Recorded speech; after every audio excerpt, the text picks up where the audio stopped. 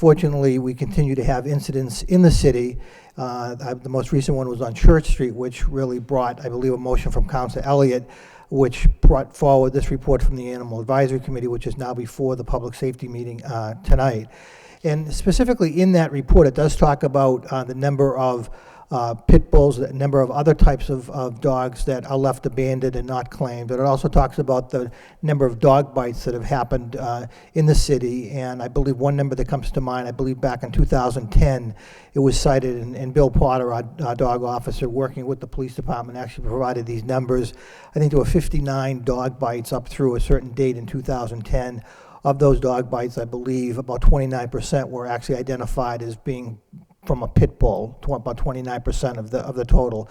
So there are other breeds of dogs within the city that are causing problems. It comes down to, in our opinion, and again, I appreciate you asking the members of the Animal Advisory Committee to be here tonight to testify as well. It really comes down to educating owners and what services are available through the city, through the MSPCA, through the Lowell Humane Society and so forth. And we did have flyers that we started going around to some of the neighborhood groups, working with a reduced cost program to spay and neuter for local pit bulls, and we're working on that as well. There is an issue. I think it's pertinent being before the subcommittee. I know that we did receive in our packets this evening a copy of the ordinance that was just passed in Worcester, as well as some language in an application form from, I believe it's the city of Boston, as it relates to pit bulls as well. We've gone around and around through the Animal Advisory Committee. Ultimately, the decision rests with the council if we decide to go in the direction of a breed-specific ordinance. I think some of the discussion tonight, you'll hear a little bit about that as well. So again, from the standpoint of the Animal Advisory Committee, we certainly appreciate the opportunity to appear before the Public Safety Committee. Like I said at the outset, I'm happy that the chief is here, because I think he can get into some of the CAD numbers that we've seen recently as well. But I do think it comes down to making sure that the public is safe, which I think is ultimately the goal of the Public Safety Committee and the City Council, but it also comes down to making sure that owners of these types of dogs are responsible. And that's, I think, an issue that we need to get some information from MSPCA and from the people who are more intimately involved in these types of issues than I am as mayor. But again, I appreciate the opportunity to submit that report to the City Council, and I guess I would now turn it back over to you, Mr. Chairman, and anybody from either the city and or the Animal Advisory Committee to address the subcommittee. Thank you, Mr. Mayor. The chairman of the MSPCA, would you like to offer some comments? Thank you. Well, certainly having a dual role of being on the Animal Advisory Committee and director of the MSPCA, again, I appreciate you guys giving us the opportunity to have this dialogue, first of all, and I think at times it almost feels like we're not on the same side, but I'd like to just really make sure that it's well stated that we believe the same things that the city does. We are certainly in charge of protecting animals, but we also want to protect the public as well. There's no good that comes from this when an animal attacks a person, and there's certainly not a good image for any animal when that happens. I guess the struggle that we end up having is how to go about this issue. And part of the reason, and I helped write part of that report in terms of the population numbers, because I think it came up with the chief that I made the statement at the last meeting that pit bulls are the most popular dogs in your city, and was challenged to prove that. So those statistics help to sort of give an understanding that they make up one of the most, their population is most prevalent out of any single breed in the city of Lowell. For me, that's not really, the muzzle law that will come up, and we'll certainly discuss it, and I know it's one that's come up many times. The challenge that I have is when I think about protecting the community against aggressive animals, I think about what would an ordinance do to change the outcome of the past experiences and going forward? And I've looked through every single dog bite that's happened and every single attack, and I see no way in which the muzzle law would have prevented any of these attacks from happening.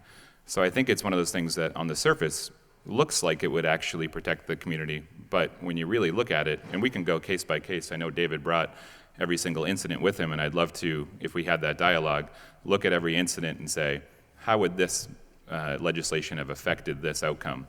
I challenged that it would not have changed none of them would have changed, I think, with the muzzle ordinance. So how does that fix the issue? To me, it doesn't actually fix the issue, and I think there's a misunderstanding with the muzzle law I really want to make sure is prevalent. I've seen in the papers, and the way that it's been quoted, is that it almost looks like the muzzle would be on the pit bull at all times. That's not what a muzzle law does. A muzzle law is affixed to the animal when the animal is off its property.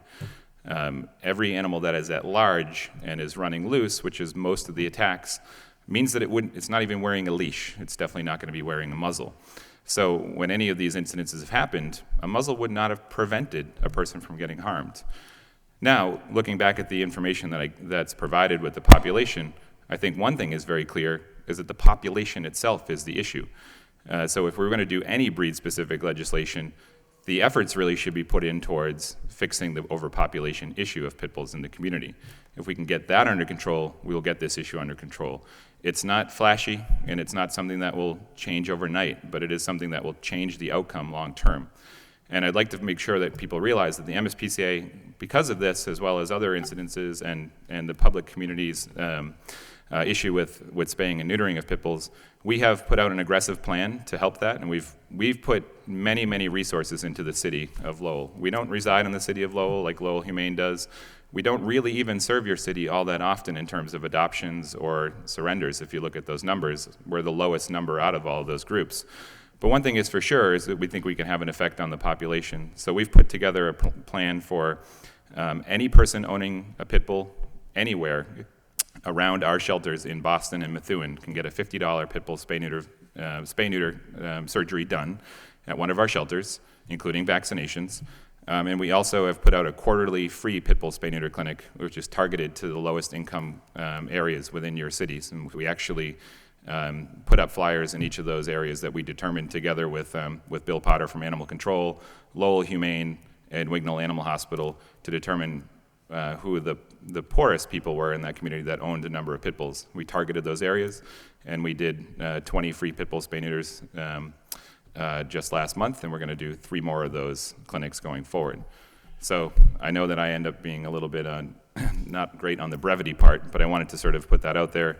And I do really urge that as we look at this regulation, nothing in the Worcester and the Lynn stuff is anything different than what happened in Boston with the muzzle law, and none of them proven to be successful. And I challenge everyone to think, if every one of those incidences that we look at, would a muzzle law have changed anything? And unfortunately, the answer is no. Thank you.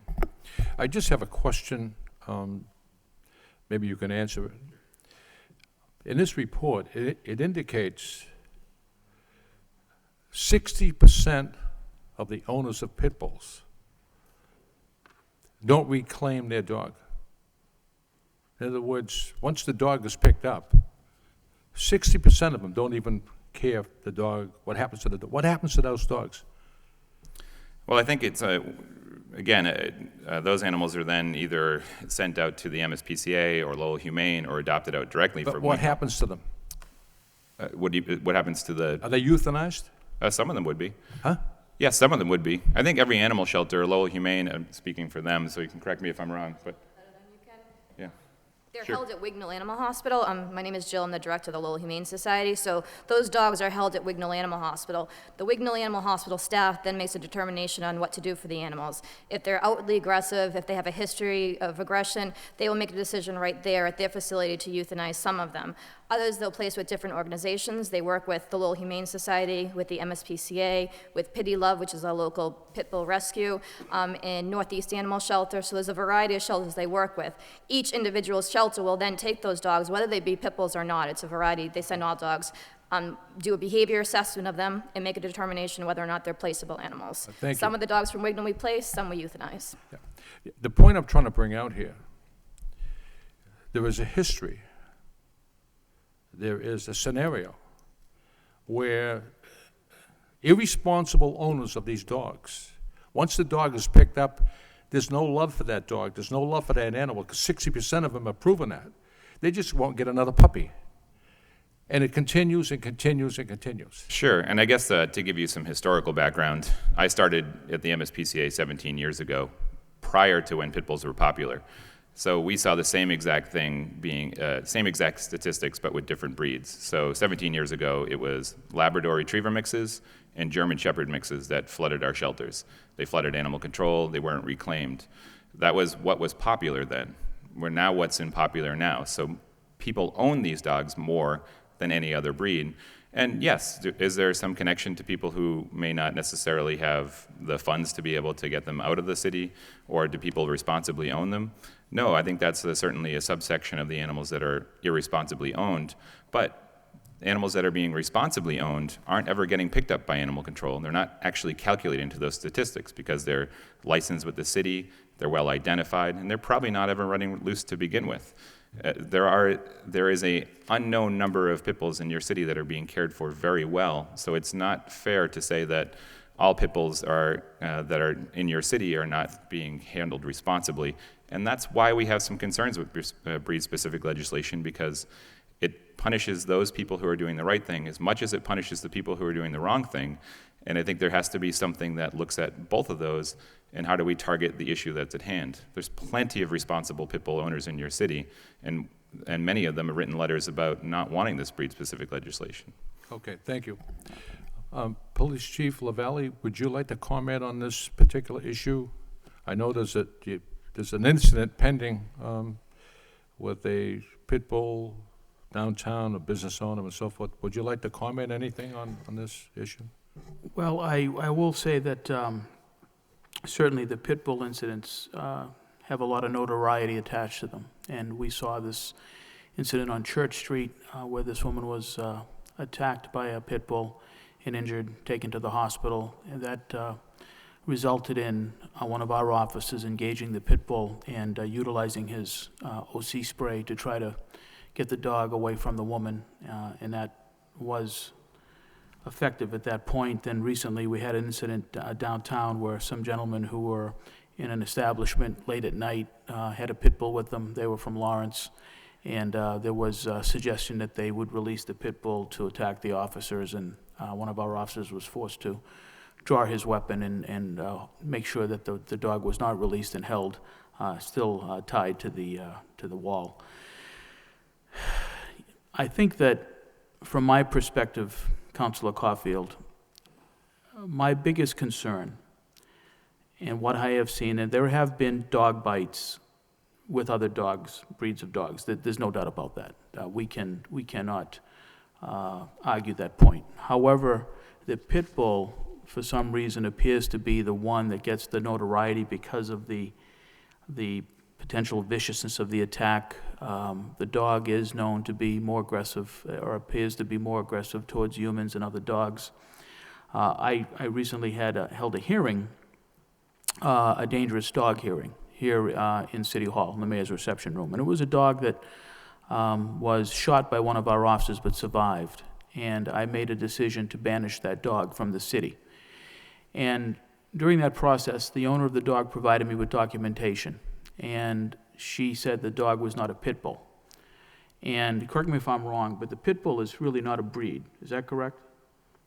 The pit bull is the Staffordshire Terrier or a mix. Is that correct? The origins are American Staffordshire Terrier or Staffordshire Bull Terrier. Right. We call it pit bulls. It's a slang word, kind of. Slang word. Right. And it is difficult to identify pit bulls from other bully breeds like boxers that we all love. Right. So the woman who owned this dog presented me with documentation about the dog and its origins, and of course it had she said the dog is not even a pit bull, it's American Staffordshire Terrier, but the pit bull is a slang name for the dog. But in the documentation she provided me, it said that this dog is known to be aggressive towards other dogs and other people, towards people. So that was kind of, in my mind, something that was evident to me that this dog should be banished from the city of Lowell, and I made that ruling. Now that ruling that I made is now in the district court pending an appeal. So there'll be an appeal, and that's the right of the owner of the dog to have this appeal. My biggest concern right now, and what I fear the most, over and above the danger any dog presents, but it appears that pit bulls seem to be getting the most attention right now, is that over and above the injuries that a victim might sustain, or a police officer might sustain, or the dog officer might sustain when dealing with the situation. Twice now, our officers have been forced to use their firearms when confronting these dogs. The officer, one dog was shot and killed, and the other one was wounded.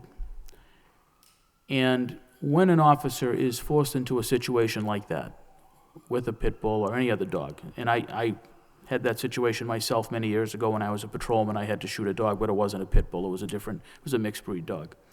There's always danger to the public at large. There's always a situation where someone could potentially be injured by a stray round or by a round that might pass through the dog and strike someone else. And that really frightens me, and that concerns me.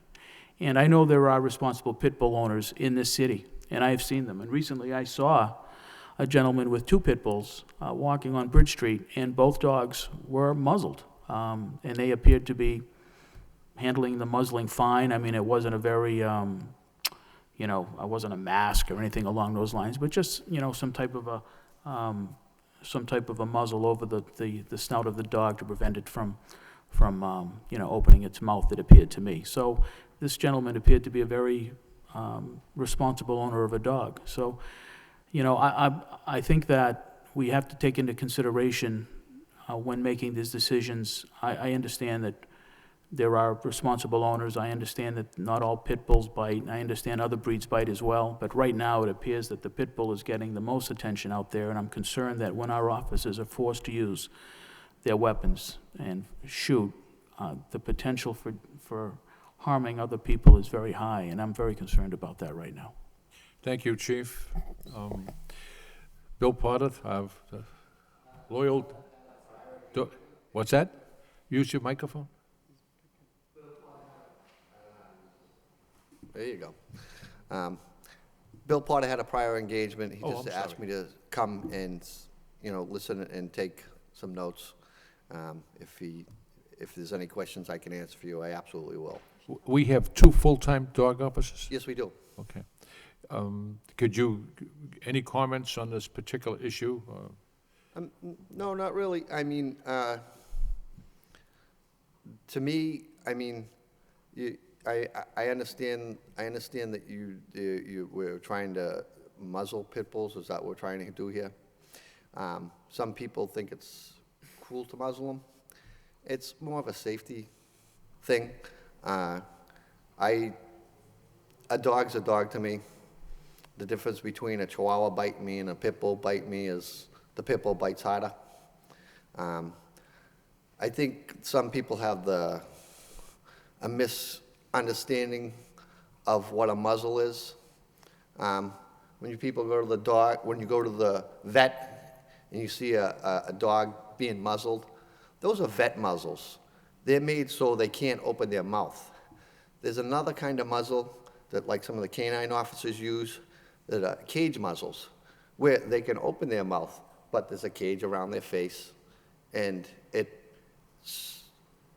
you're walking a dangerous dog down the street, that cage prevents him from, he can put his nose against your arm, but he can't bite you. So, I mean, I kind of wanted to point that out. Like I said, I don't think we should be picking on pit bulls. I think it's all animals, and I think that's how it should read, all animals. Okay, thank you very much. Before I recognize the young lady, would you like to comment on it? I would just like to point out that I'm Chris Arnott from the Lowell Humane Society. I'm on the Animal Advisory Board. I'd like to point out that the reason there's so much attention on pit bulls is because a media frenzy happens when a pit bull has a bite. I've seen several other bites, and there are dogs on quarantine that I know of in the city that are not pit bulls, but they didn't make the paper because they're not pit bulls. A lot has to do with the media, and that's what gets the news. And that's why you don't hear about the Chihuahuas or the Poodles or the Cocker Spaniels that are biting, because that's not a good headline. That's why you hear more about the pit bulls. And I think that needs to be stated, that it's not just pit bulls biting in the city. And the reason you're not hearing about the other bites is because it's just not as attention-grabbing in the newspaper. Okay, thank you. I'm going to recognize Solicitor David Fenton, but before I do, the council has received numerous emails. And we received an email from Anne Marie Page from Lowell. Thank you, Anne Marie. And I hope to see you at the Safety Subcommittee meeting Tuesday, May 3rd. I have been a dog owner for many years, mostly big dogs, and now I have a small dog. I believe in the leash law as it is a good protected dog as well as the citizens. But now we have a serious pit bull problem. What is more important, the safety of the citizens of Lowell or the comfort of the pit bull? There's other emails as well. There's 3 other emails from Lowell. Negative, not positive like Anne Marie's. We have emails from Cleveland, Ohio, Oregon, Tingsboro, Weymouth, and so forth. 7 emails from people who don't even live in this city or the state. And not one email did I or the council receive about the horrific attack on that woman on Church Street. Not one. And that's the bottom line. That woman was minding her own business, walking by that home, and was attacked viciously by that dog. And I understand, could you answer me, that King Tut, was that dog, what happened to that dog? The dog was euthanized. Dog was euthanized because the owner didn't want to pay a fine or didn't want to own up to the dog? Or I don't know the exact circumstances, but to my knowledge... the dog was euthanized? Yeah, the dog was euthanized. Thank you. If I can clarify, the dog was euthanized. No, the solicitor is next. David? Thank you, Mr. Mayor. This afternoon, in anticipation, of course, of this meeting, I went through some of the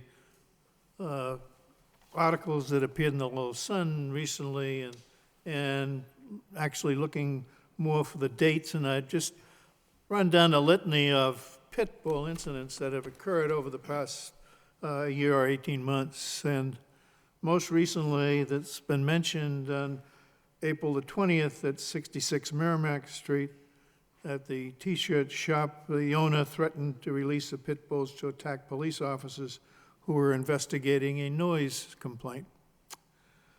On the same night, there was a notification in the paper regarding a man who was bitten by a pit bull in an attempt to separate his dog from who was engaged in a fight with a pit bull. The man had been just walking his dog at the intersection of Blossom and Gorham Street. Off leash. His dog was not on. I'm sorry, he was off, okay. On April the 9th, a woman that's been mentioned walking by at 219 Church Street was attacked by a bull that came up out of an open gate. At least that's the information that she reported. And she was viciously attacked, and that's been mentioned here and discussed as to the severity of her wounds. And I think there's photographs in the paper as well. Back in August of 2010, over in Lakeview Avenue, as the chief recalled, an officer who was investigating an alarm response call got out of his cruiser and was attacked by a pit bull, or about to be attacked, and in turn he used his firearm and wounded the pit bull. That same dog, a month later, also attacked Mr. Charles Landry, who was walking by, and but for the fact that some car came by and so forth, apparently scared off the pit bull, that he might have been attacked as well. But the dog was, again, loose. We know, and this again is in August of 2010, the incident that occurred over the line in Chelmsford at the Drumhill area, wherein a security officer was attacked by 2 pit bulls, and the officers shot and killed the pit bulls.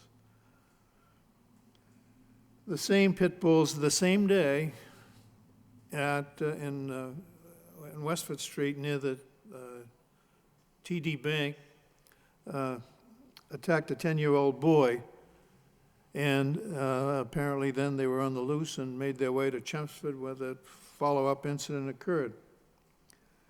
Not in Lowell, but in nearby in Derry, New Hampshire, a man shot a pit bull in his own yard that was attacking his own dog, and it was just reported as another incident. And June the 3rd of 2010 at 19 Lilly Avenue, again, that's the incident that the chief referred to where the officer was forced to shoot and kill an attacking pit bull. May the 18th of 2010, an incident occurred where an owner had a couple of pit bulls in his yard, and they were attacking him, the owner. And the neighbor next door forced his way into the yard and was able to scare them off, but he also sustained serious injuries. April 11th of this year, it's really not, it's just a reported article, a pit bull puppy apparently died in a heat pipe explosion. Again, on April the 1st of this year, of course, is when Worcester passed its, or it became effective, I should say, the pit bull ordinance that relates to the muzzling of dogs. And that's really what Worcester's ordinance is. It's a muzzle ordinance. It's not a complete ban of the dog.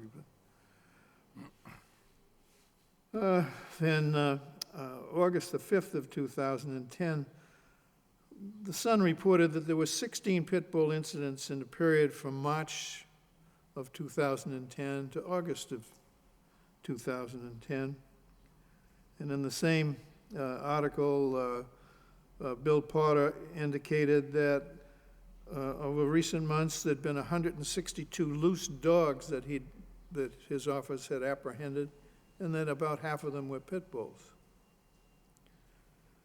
January the 27th, 2010, at 789 Chelmsford Street, 2 pit bulls attacked a puppy. There's an article again in the Sun, and I mentioned these. It didn't happen in Lowell, but it happened in California, where a 3-year-old child was killed by a pit bull. And in June the 5th of 2009, at 173 Chapel Street, in her own yard, a 5-year-old girl was attacked by a pit bull and received severe facial injuries. So that litany that I've just went through is just really to recall, perhaps for your attention and those present, the pit bull incidents that have occurred over a period of roughly 18 months. And I just wanted you to be aware of that in your deliberation on this matter. Thank you. Mr. Mayor, I'm going to have citizens from the, who are visiting. Thank you. With all due respect to Attorney Fenton, and he's provided us great staff support on the committee, I do have a CAD report for the same 18 months, and there were 1,435 calls for an animal problem. 134 of those calls were for disturbing dog, 59 calls were for dog bites, 24 were not by pit bulls, and the bites, in fact, were not. It's actually mentioned here. I looked into the medical records a bit more and was able to determine that the majority of the bites were not by pit bull. 17 were listed as pit bulls as the offending of the 59 that I think I mentioned to you earlier. And then there were 18 had no information on the other types of breeds. So I think it was mentioned earlier that pit bulls seem to be sensationalized by the media. Huskies have been a problem. German Shepherds have been a problem. Chihuahuas have been a problem. The thing that upsets me, and it's something that the Public Safety Committee and the Police Department need to try to work on, is the fact that it appears that pit bulls are used to protect properties in certain neighborhoods that may be involved in illegal activities. That's been something that's been stated to me. So that's an issue for the police department. That's an irresponsible owner that might be doing something at that address that they need protection by an aggressive dog. In this case, unfortunately, they've trained these dogs to be aggressive. We can go around and around and around about the fact that pit bulls are being viewed as dangerous dogs, and in some cases they are. But at the same time, we need to make sure that we all have the same information, that it seems that the pit bull gets more press, more notoriety than other breeds, I guess is what I'm trying to say. So, and I appreciate the opportunity to speak twice. Thank you. Citizens who would like to speak on this particular issue, come to the podium. Give us your name, please. My name is Kenneth Favreau. I live here in Lowell, 4 O'Neill Street. My daughter was mauled by a pit bull over 20 years ago, and it wasn't in the newspapers. It didn't get sensationalized. But she's been mauled. She's got most of her arm is gone. That pit bull broke through her bone. She spent 6 weeks in Mass General before they started the operations. Most of those 6 weeks, I slept in a chair. And in the meantime, I'm a single parent with a son at home who is just starting high school, so I'm rushing back and forth. My family has never been the same since. Now, you can say what you want, whether it's a pit bull or it's a German Shepherd or it's a Doberman Pinscher. If the dog had been wearing a muzzle, not the type that the vets have, there's at least one girl in this city that would have a full arm. She can pick up a glass of water. She can't pick up a 2-liter bottle of Coke. 20 years later, if she's walking down the street with her 2 children and a dog crosses over the street, she's panicked. She's an animal lover. She wanted to be a vet. She was 3 weeks away from going to college, starting at UMass Lowell, and she wanted to be a veterinarian. Instead, she became an accountant. But we spent months in Mass General, and naturally, no one was available. Luckily, I happened to have Blue Cross Blue Shield. She hadn't started college yet, so she was still under my policy, and they paid the bill. And they told me at that time, if she wasn't a member of Blue Cross, the doctor in Mass General wouldn't even looked at her. Now, I'm trying to make you guys feel a little bit guilty about your lack of action. Because the last time this came up, I made a couple of counselors aware of it, and they have the right to vote the way they did. And since then, we've had, at least a dozen more incidences in this city where, I don't care if it's a pit bull or if it's a Chihuahua. A Chihuahua is not going to take your arm off. A pit bull is going to take your whole head off. A Chihuahua is going to bother you. But a Chihuahua is aggressive to all other animals. Most of the animals will take care of themselves. A pit bull, they're not going to survive. And if a pit bull is aggressive toward another animal, you have to be concerned because they don't fear people either. They may be a beautiful animal, but they don't fear people. My concern is anytime you have a vicious animal in this city, the vicious animal should be muzzled. If it's in the public, it should be, I don't care if it's on its own property, because a little kid can wander into that yard and that dangerous animal is going to attack that kid because it's a kid. They don't know. Kids want to play with the animals.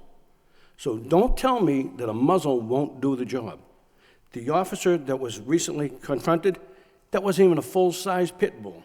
It was a puppy, from what I understand. It was like, I think, under 12 months old, or somewhere around there. But it's a 25-pound animal that's going to rip your arm off. At the very least, if you're lucky, that's all it's going to do. But the scar tissue after, of what happened with my daughter, what happened with my son, what happened with myself, that's the real issue. That's what I need you city councilors to address. The real issue of it isn't just somebody that don't claim the dog, somebody got hurt, so what? Well, guess what? What it did to that family 25 years later is still happening today. And you people aren't taking action. You need to take action, please. That's why I elected you. How long did you say your daughter was in the hospital? She went through 7 operations. She missed all of 1 semester of college. She lost the whole semester of college. She had 7 operations, and the first one didn't even start until 3 months after because they had to wait for the arm to recover enough just to see what they could possibly do. Thank you. Thank you very much for your time. Is there anyone else who would like to come to the podium? Hi, Jill O'Connell, Director of the Lowell Humane Society. Just wanted to point out that I think most of us, or all of us in this room, absolutely agree that action needs to be taken. It's what type of action?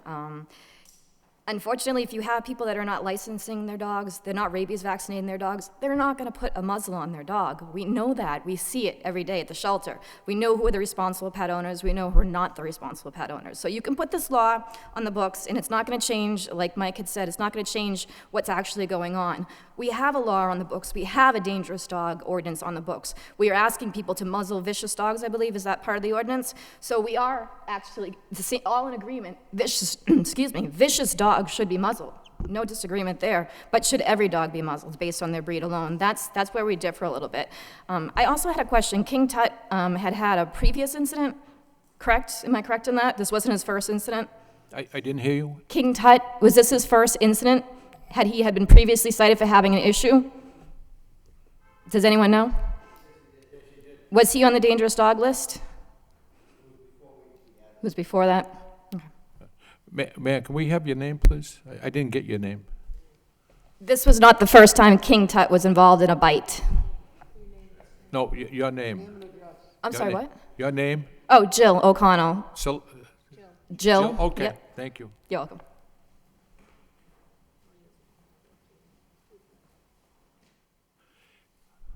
Anne Marie, you're never lost for words. I know you. Thank you.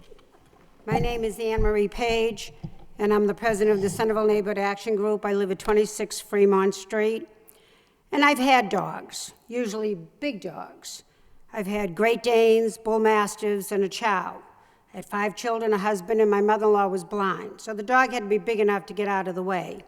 I never considered a pit bull. I've seen them. I've seen where they've been raised. This is not a pet you want to bring home to mommy. The last time this came up before the city council, I came down and I listened. There was somebody here from the MSPCA, and there was somebody here from the Humane Society, and believe me, you do a very good job and a very difficult job. And I listened, and I believe a vet even came that night. And they said how, oh, the dog is uncomfortable, and the dog's unhappy, and the dog can't breathe. And so I just listened. And then I thought, maybe I'm wrong. Maybe I'm wrong. Maybe it's me. But when you follow the record and you follow the history, this is not a friendly, loving, huggy-kissy animal. It's a dog. It's an animal. It has 4 legs. We have to think, what is more important? The comfort of this animal or the safety of our citizens and especially our children. People have been mentally and physically traumatized by pit bulls, and I would think more than others. I know I have been 3 times, and if I saw it again, it would meet its maker. That was the end of it. I don't know who took care of it or where it went, but they went away. But we heard, oh, it's not healthy and the dog's unhappy and all that. Well, the Director of Animal Control in Boston said that they have no health issues because they suggest the basket muzzle. As I believe you described, sir, with the basket muzzle, the dog can breathe, but he can't bite. In Lynn, they had a 6-month-old baby that was mauled by a pit bull. A pit bull is not a pussycat. This is not a lovey, huggy, kissy dog. In Worcester, I believe they have to have a warning sign on the property, pit bull present. In Haverhill, they have the dangerous dog ordinance, which I'm not that familiar with, but maybe you'll look into it.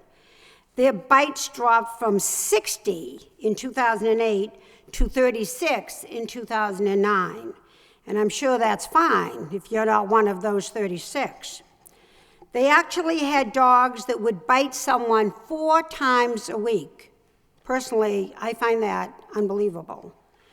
And as far as our police department, we've only got 203 of them. We certainly can't spare any. And if I have a choice between a dead dog or a live police officer, you know what I'm going to pick. And I know German Shepherds are very powerful. My cousin used to raise them for the state police, and they're a magnificent animal. We know they have a powerful bite. But you hit a German Shepherd right, he'll let go. You hit a pit bull, he's not going to let go. He doesn't care what you're hitting him with. And I know this. I've been to the kennels where they raise them. The dog house, a chain about 4.5 feet connected to the dog, and that chain's big enough it could pull your car. This is not a gentle animal. This is a very rare breed. That American Staffordshire Terrier is one tough cookie. Now, you get to your ordinance. Rules are no good if you can't enforce them. In Centerville, we're having trouble enforcing a simple leash law.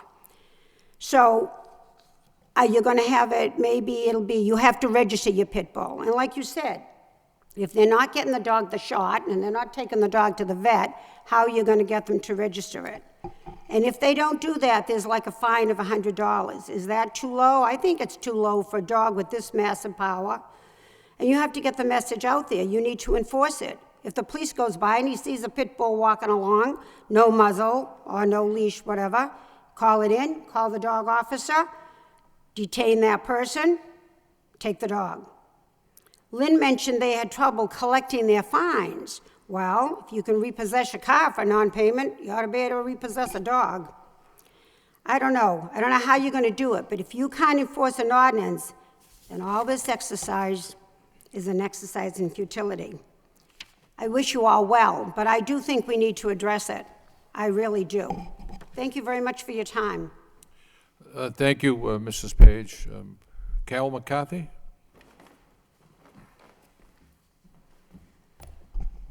Yes, good evening. My name's Carol McCarthy. I live at 64 Blossom Street, and I co-chair the Sacred Heart Neighborhood Improvement Group. Like Anne Marie, I've owned dogs all my life. I've had Lhasa Apsos. I've had German Shepherds. I've even taken in German Shepherds that are stray in the neighborhood because their owners have abandoned them, and I took them in. I've been told by an animal trainer that the German Shepherd I took in, he wouldn't turn his back on the dog. Well, by the end of 6 weeks and 6 classes, that dog was the best dog in the world. In fact, a month after my training ended, the dog disappeared, and I was told to check in on him that possibly he stole the dog from my yard. You mentioned the sensationalization of pit bulls. I think that's because so many people in the city of Lowell now are getting the pit bull dogs. I can count right now within the last year in my neighborhood, there's 5 in my neighborhood where there were 0. I mean, some of the owners are very, obliging to the dogs. They watch the dogs. They're very careful with the dogs. But you also mentioned that muzzling the dog would not have helped any of those incidences that have happened in the city. Well, I beg to differ. That woman on Church Street, if that dog was muzzled, he might have gotten out, he might have knocked her down, but she would not have been bitten. I've been bitten by Chihuahuas. Once you scream, those dogs let go. Stamp your foot, they run. A pit bull will hang on to you, and the more you struggle, the more you shout, the more you scream, that dog is going to lock on to you and is not going to let you go. I think if you pass ordinances, they're not going to be worth the paper you write it on unless they're enforced. And I'm saying registering all dogs. I can give you a list of neighbors that have dogs that are not registered. I think maybe like the police have lines where you can call in and report a crime. Maybe we need a new line into City Hall saying, reporting a neighbor because they have an unregistered dog, whether it's a pit bull, a German Shepherd, or any breed of dog. But right now, our focus is on the pit bull because those are the dogs that lock their jaws onto you, and they're the ones that do more harm and more damage to you. Thank you. Thank you very much. And now I'm going to ask my colleagues on the subcommittee to come forward and have comments and ask questions as well. Councilor Elliott? Thank you, Mr. Chair, and thank you to everybody that has come again. I did file a motion several weeks ago, which prompted this subcommittee meeting after yet another attack. And I think there's a perception that I'll speak for myself that we're anti-dogs, and I don't think that's the case at all whatsoever. I supported Lowell Unleashed in their effort to get a play area for dogs, and I think it's a good thing. I wanted to put a light there for the winter time, and I'm a dog owner myself, albeit it's a small dog. I support the MSPCA all the time. I see Michael up there. I see my daughter there, and that's not what this issue is all about. And I appreciate the mayor bringing forward some statistics, but I think this council needs to take action, needs to take further action. We have been discussing this for quite some time. We set up the Animal Advisory Committee. They have made some progress. I think they have tried to introduce the spay and neuter program. But on the other hand, I continue to see that there are more dogs. We have learned that there are more dogs. There are more pit bulls. One of the meetings I attended, I believe the animal control officer said there's an illegal breeding problem with pit bulls, which may contribute to the increase in the number of unclaimed dogs that we see. And that's a taxpayer expense as well. The manager's not here. I will ask him later what the cost is once we pick them up. We have to keep them on a daily basis, and if the owner doesn't pay them, the city absorbs that cost. I don't think that's right, especially nowadays where we have so many other priorities that we're paying that for irresponsible dog owners. And granted, it is the irresponsible dog owners. I have several friends that are pit bull owners. We don't agree on this issue. So where do we go from here? Do we sit back? Do we do nothing? Do we wait for another attack? And I said this before, and I'll say it again. I put myself in that position, whether it was my daughter, whether it was a family member. Pit bulls are intimidating. Some people like them, some people don't like them. But to sit back and do nothing, to me, is an irresponsible action. We know that there's a problem. We know there are more dogs, and we know there are more attacks. Whether they're breed specific or not, I think that waters down the issue, in my opinion. I know that dog owners and people that are caring for the dogs will disagree, but put yourselves in our position. What do? Do we sit back? Do we continue to see these issues escalate? Do we hear from the police chief that he's concerned with his police officers? No. I think that we need to put the muzzle ordinance in place. Is it going to solve the problem? Is there any silver bullet that's going to solve this problem? Absolutely not. But it's another tool for the officers. In my opinion, when the irresponsible or the dog owners that, number one, are not registering their dogs, and we know they're not. The clerk's office has seen a decrease in the number of people licensing the dog. Is it all pit bulls? No. But there's been a decrease. At the same time, they receive vaccination orders from certificates from the veterinarians. So we know that people are not registering their dogs. I think I will take a guess, and it's just my perception, that most of them are pit bull owners. They don't want to be. They're also not paying their fines.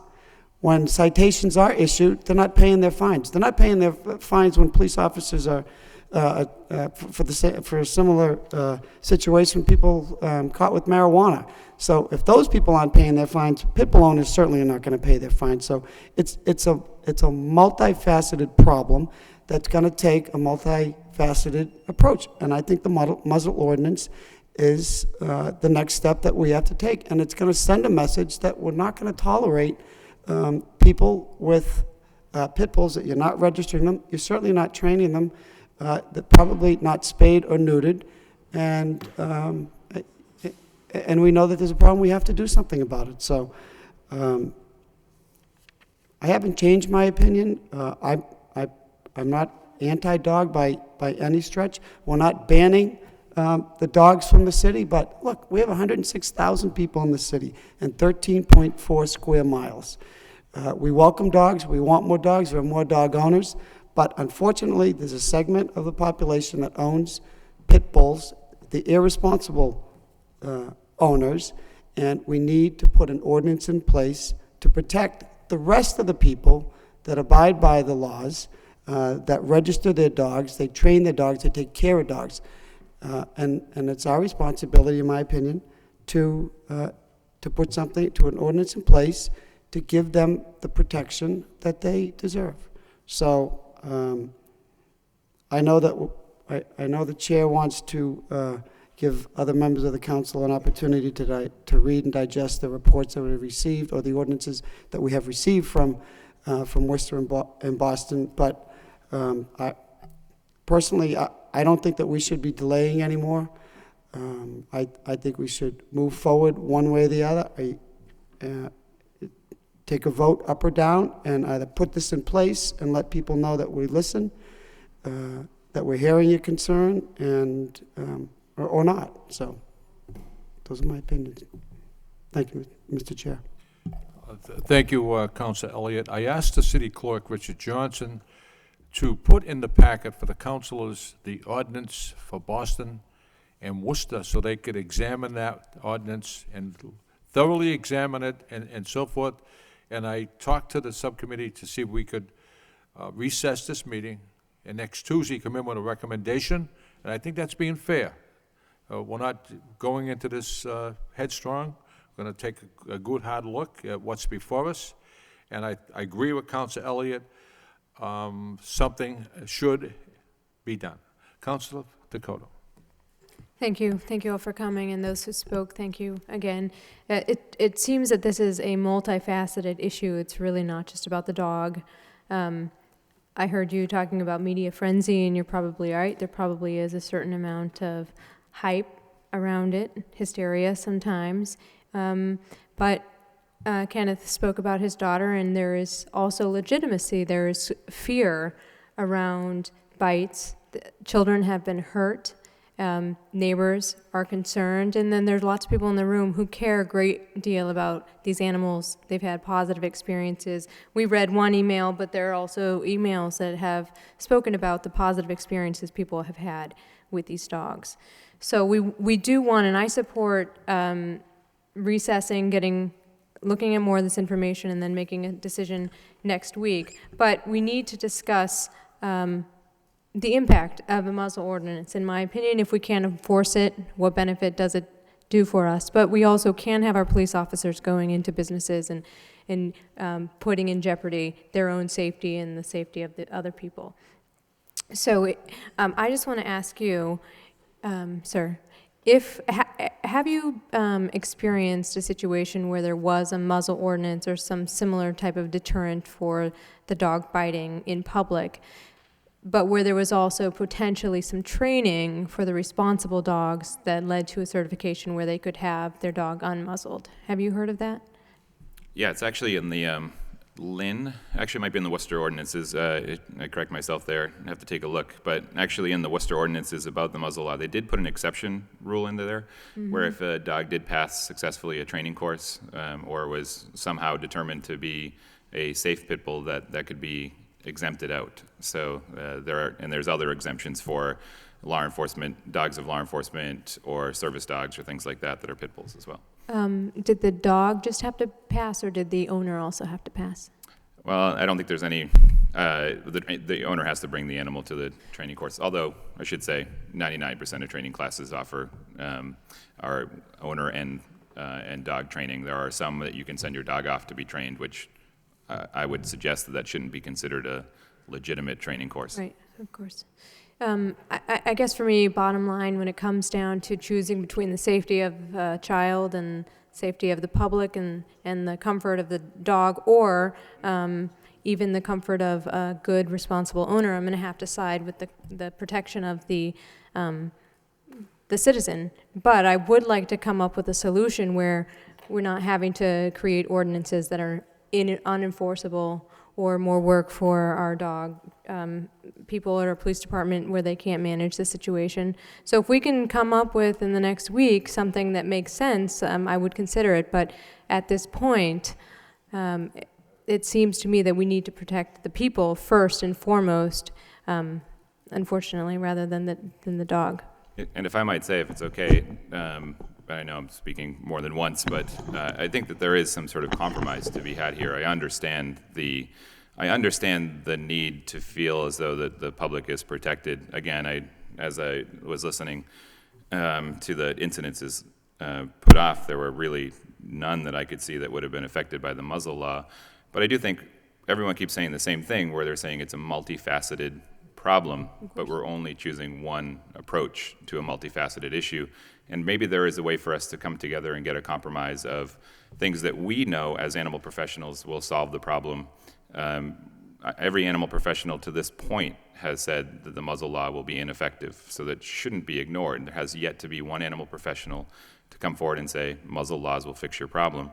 So if you want to be bold and you want to do something that's different, then there's things that can be done. And I think if you're going to put the muzzle law into place, which I recognize, we had an exchange earlier where the chief asked me why I keep coming back for more abuse.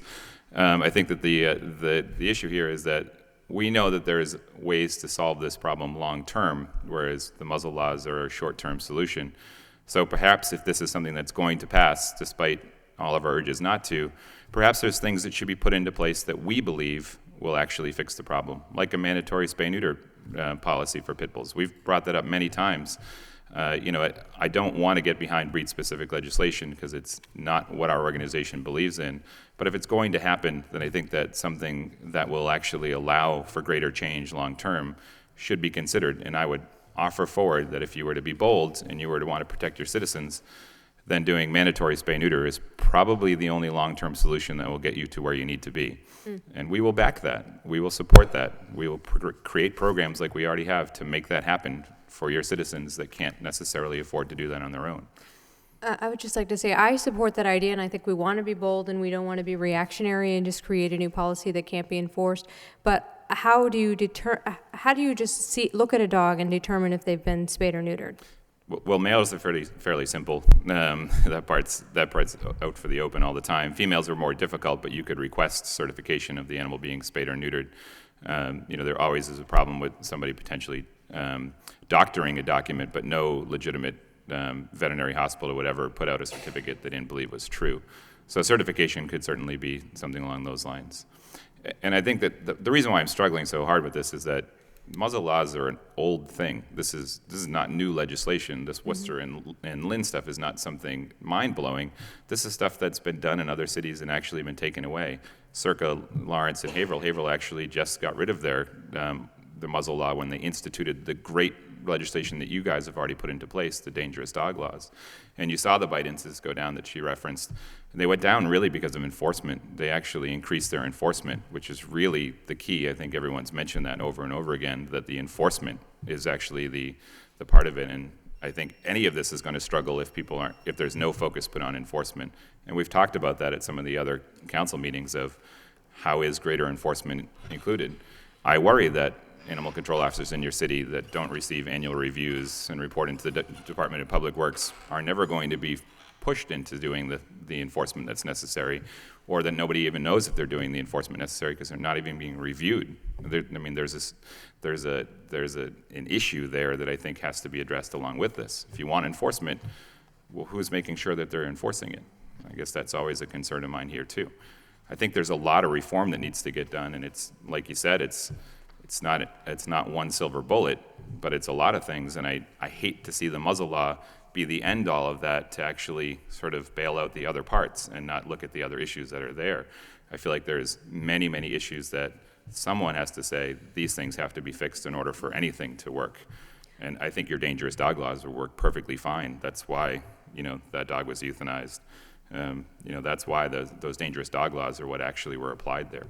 Right, and I don't think anyone up here is saying that this law would or could be the end-all and be-all solution to this, and we do want to consider all the options, but there is concern and we have to address that. That's our responsibility. Sure, and I would suggest that if there's a week's period of time to do that, I'd be happy to work with you or anybody to sit down and say, okay, this is what you want, and this is what we want. Maybe that we can come up with something that can be proposed to the city council that will actually address as many of those things as possible at that one period of time.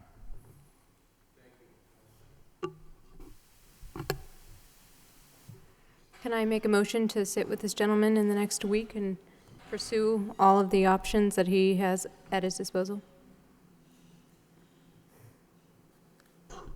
Clarify the motion. The motion that the city solicitor and one or three of us sit with this gentleman and evaluate the options that he has at his disposal. Evaluate the options that are presently in place, solicitor? I just wanted to point out, prior to your action on the motion, and that is that certain of the things that We've just heard with respect to the Worcester ordinance. I think if you look at that very carefully, you'll see that a lot of what he calls the neutralizing things are already in that ordinance. So, for example, it exempts service or assistance dogs. It provides for spaying and neutering the dog. And there were other, so I just suggest, I guess, that you give that a careful look in terms of your consideration. It doesn't mandate spay neuter, though.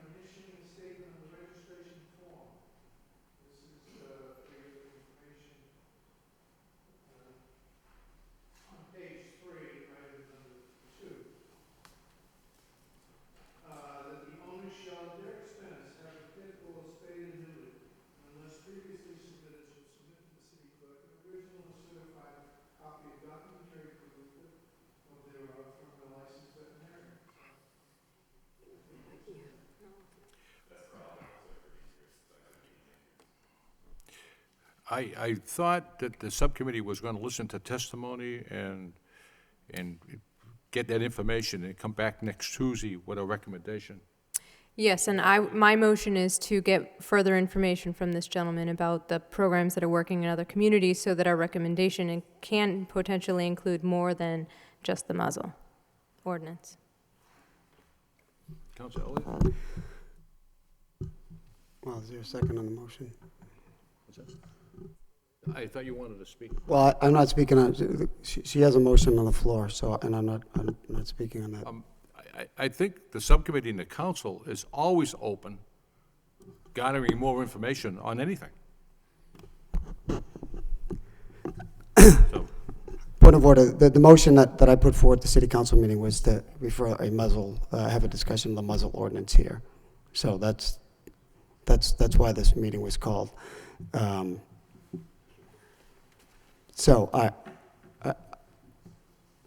think we're all interested in getting more information, but quite frankly, and no disrespect, Council to Council Dakota, I know she wants to sit down, and I think she could do that anyway. But we've been talking about this. We've been talking about so many issues for so long, and the problems still exist, and in my opinion, are getting worse. And I think, and it is a problem, and that's why I think I support the muzzle ordinance. Because it is yet another tool, it's another way to approach the issue with pit bulls in particular. And I think some of the speakers referenced it very well, and I agree. And I know there are other dog incidences, but it's the nature, and I guess I want to just touch a little bit on the media issue. I think the media covers it because the attacks, they're not bites. I mean, in my opinion, they're attacks. When a police officer with a gun is threatened with a dog and he has to pull his gun out, I mean, I think that's a little bit different than some other dog, in my opinion. So I think it's a much more aggressive dog. And I'm sure people say it's a matter of opinion, but that's my opinion. And the nature of the attacks are much more significant than any other breed. And I think that's why Boston and Springfield and Lynn and other cities, which with high density, high population numbers, are putting this in effect. It's a way to control the number of attacks, of maulings. And I don't even know why we have to go any further when we had the mother of the little girl in here saying that the little girl was attacked. I mean, is it sensationalized? I mean, the pit bull mauled her. The pit bull mauled Ken's daughter. It's not just the bite. If it was just the bite, maybe that's why they're not reporting. Because I've been bitten by it. I was bitten by a German Shepherd as a young boy. I mean, I wasn't mauled. So I think that's what my opinion is, and that's why I think we need to put something more strict, more stringent. Is it enforceable? We have a lot of laws in the book that we just don't have the resources to enforce. That doesn't mean that we shouldn't put them in place. And, I want to make a motion. I don't know if there's a motion on the floor because it wasn't second, but I move that we have the city solicitor for the next meeting bring in a draft ordinance similar to Worcester and/or Boston for recommendation, and we bring it to the full council, whether it's up or down, but at least we bring it forward and it's voted on. So that's my motion. Council, what you mentioned to bring in an ordinance, you want to mirror the Boston ordinance or the Worcester ordinance, or? That's what I just included in my motion. Motion? Yes. Any discussion on the motion? Council? Well, I will meet with you in advance of the next meeting where we'll be voting on this. Yes. Yes? And with anyone else who would like to meet, I would like the, If I could, a point of order, that would have to go to a public hearing. I mean, an ordinance would go to a public Oh, hearing. definitely. Right. Oh, we know So, that. I mean, we're not voting on the ordinance next week, just for a point of Oh, I know that. clarification. No, I just want to make sure that people are aware of it. It makes it sound like we're going to bring an ordinance in next week similar to Worcester, and we're going to vote on it. We're not going to vote on it. It would have to be drafted by the law department. And have to- brought correct. Before a public hearing. Correct, We right. know that. Correct, okay. No, I just want to make sure that the public is aware, that's all. right, of course. Thank you. That's a motion, Council Elliott? Second? I'll second the motion. Roll call. Councilor Caulfield? Yes. Councilor Dakota? No. Councilor Elliott? Yes. Motion passes 2 yeas, 1 nay. Before we recess, I just want to read a paragraph from the Boston ordinance. And the city of Boston looked into this extensively.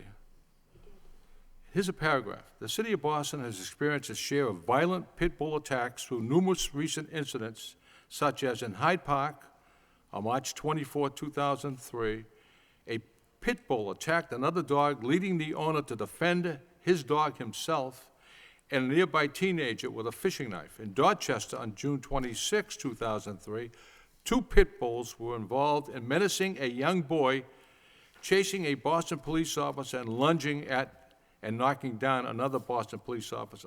The officers protected themselves with gunshots. In the South End in August 2003, a pit bull mauled and killed Lucy, the family dog, a Maltese, of Superintendent of Boston Public Schools, Thomas Payzant, while his wife, Ellen Payzant, was walking in the neighborhood. And so you can just constantly read through all these, the Worcester ordinance and the Boston ordinance. And to be honest and frank with you, I don't want to see a serious incident in this city and say, well, we should have or could have, and we did nothing. So that's the extent of the meeting. Any other discussions? Anything else? Oh, Council Rita Mercier, did you want to speak? Yes, thank you, Mr. Chairman. Through you to the Superintendent of Police, it was very informative when you did make some comments about your biggest concern, and it's over and above the injuries that 2 times your officers have been known to use firearms. And I heard your comments, but I don't know where you stand on this. And maybe you don't want to say for sure, or you want to think about the advisory board or the recommendations, but do you, in all fairness to, if you don't want to answer, that's okay, I really don't want to put you in a spot, but having said those statements, do you support the muzzle law yourself? Well, I think that when we think of the incidents where our officers had to use their weapons, one was when the officer was responding to that house for the alarm. The dog was in the house when the officer arrived.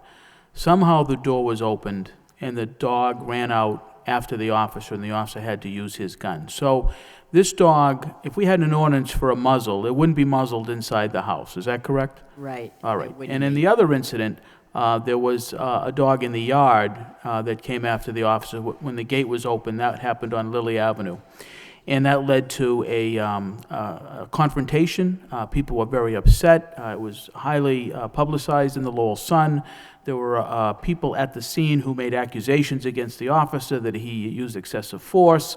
We found out that that was not accurate and that the officer acted appropriately in that particular case. But I guess my point is, if there's anything we can do to curtail people from being bitten by any dog, including pit bulls, I would be in favor of that. I think that, as has been pointed out, the pit bull, that bite appears to be more vicious or more powerful than the typical dog bite that we see in the city. And if there's anything we can do, and I just allude to the man who I saw walking his 2 pit bulls in the city, obviously someone who was a responsible pit bull owner, had both dogs muzzled so that if there was any situation where the dog somehow got loose or came up with another dog, that the potential for a confrontation was minimal. And that's how I basically look at it. I think that everything that the city can do to protect its citizens, its officers, and from any dog that could be vicious, I think is worthwhile. I do say that we have had other incidents where dogs have been pit bulls have attacked other dogs and people, and shots were not fired, and the officers could not use their weapon. They had to use either a baton or their pepper spray or something along those lines to disengage the dog. But there have been times when dogs have attacked, the officers have used their weapons, and it has created, I think, a dangerous environment in that particular neighborhood, Well, unfortunately. I understand what you're saying, Chief, but the muzzle law wouldn't have reflected to the dogs being muzzled in the house. Correct. That's right. Right, I understand that. I understand. And I want to protect the public too, but to me, the muzzle law refers to pit bulls and not vicious dogs. I don't know, we need to know that. I understand that as well. A And I would vicious think that dog if- is a vicious dog, Right. no matter if it's a pit bull Correct. or a German Shepherd. Right. I suppose if a dog is designated as a vicious dog in the ordinance, and a dog has been designated in that manner, then Right. probably it should also be potentially muzzled, and that could be part of the ordinance potentially. It's in the ordinance now. Mm-hmm. It's in And the my ordinance now. next- It's just not being enforced. And my next concern is, we have an advisory board. Are we getting a recommendation from the advisory board or the Public Safety Subcommittee? How are we as a council going to vote on that? The recommendation of the advisory board or the subcommittee? I don't know, where are we, what's the ultimate goal here? What's, Counselor, the subcommittee's going to bring forward a motion by Counselor Elliott tonight. I think that has priority over anything else. oh, that's all I have to say.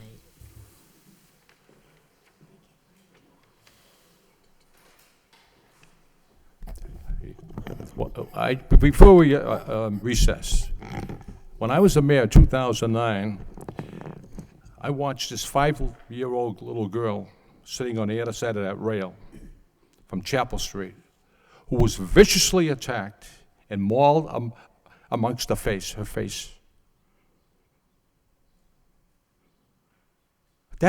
Is enough evidence for me.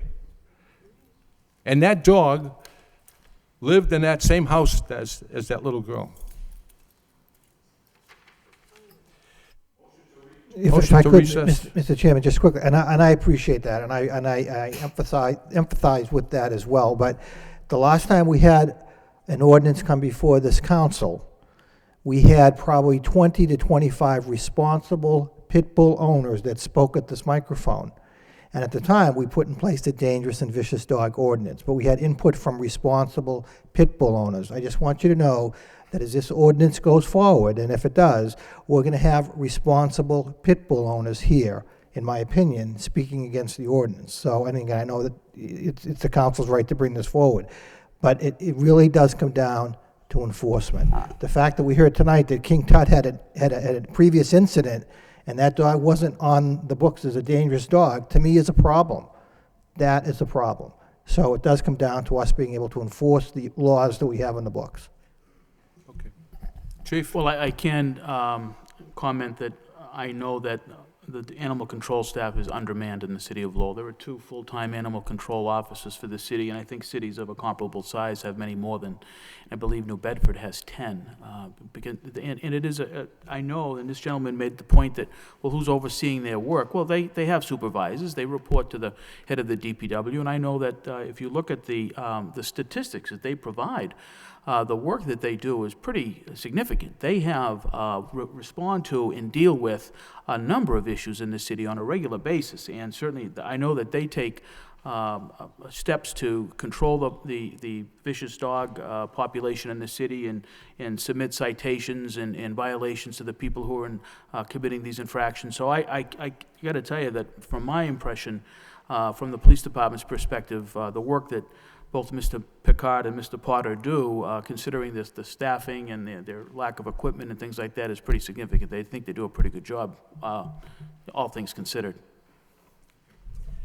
Councilor Elliott? It's not a rhetorical question. We've been sitting here for quite some time.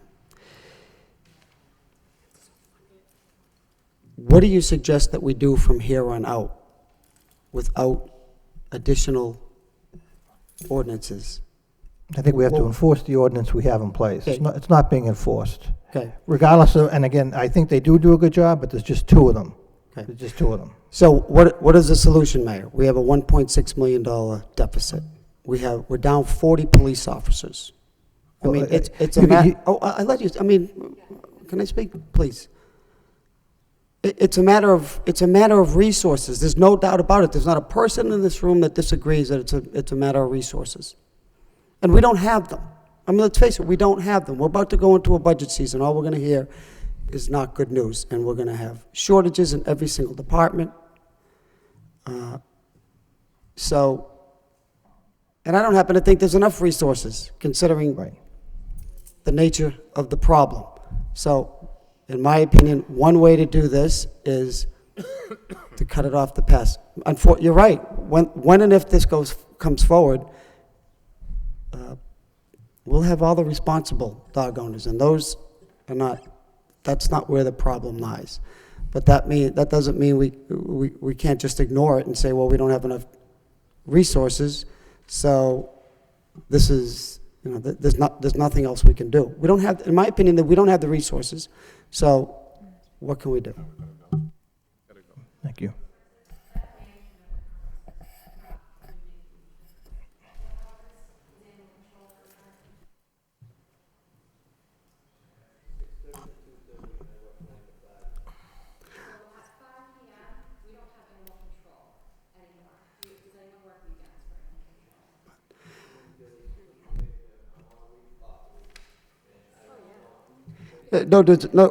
These are almost the same discussion. They're the same issues that we've been talking about for years now, and the problem is only exacerbated, and there are more dogs and there are more problems. So that's one of the reasons why I think we need to move forward.